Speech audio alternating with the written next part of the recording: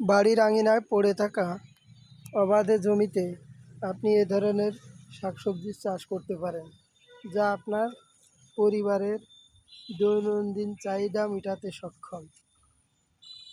অহেতুক জায়গা ফেলে রেখে কোনো লাভ নেই। তাই আপনার দ্বারা যতদূর সম্ভব আপনি চেষ্টা করবেন পেঁয়াজ, টমেটো যেটাই পারেন না কেন লাগাবেন। ইনশাল্লাহ নিজের ও পরিবারের সকলের চাহিদা পূরণ হবে এবং বিষমুক্ত খাবার পাবেন নিজের চাষ করা শাকসবজি থেকে।